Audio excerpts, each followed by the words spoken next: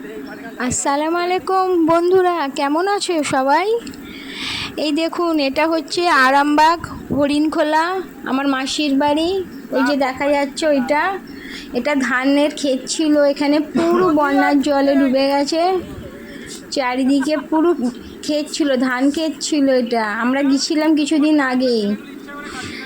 ওইটা রাস্তা পুরো জল, খেতেও জল, চারিদিকে জল আর জল। কি অবস্থা দেখুন, পুরো মাঠে ধান চাষ হচ্ছিল, পুরো সব নষ্ট হয়ে গেছে। আমার মাসিদের এরকম অনেকেরই হয়েছে। চারিদিকে কি অবস্থা দেখুন।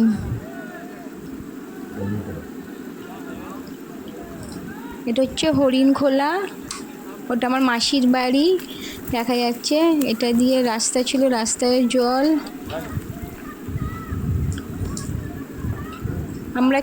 আমরা সামনের মাসে 15ই আগস্টে গেছিলাম এখানে ঘুরতে। আর এখন দেখুন কি অবস্থা চারিদিকে।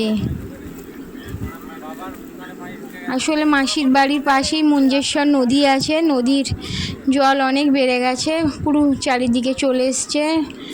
আর এই ডিবিসি জল ছাড়ার জন্য হয়েছে মনে হয়। কি অবস্থা দেখুন, আমার মাসির বাড়ির ভিতরেও গেছে মনে হয়, যে ঠিক জানি না। আমার দাদা পাঠিয়েছে ভিডিওটা, দেখুন।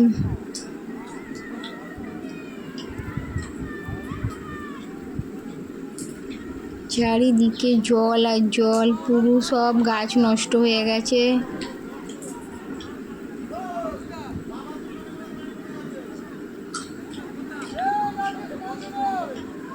কি অবস্থা,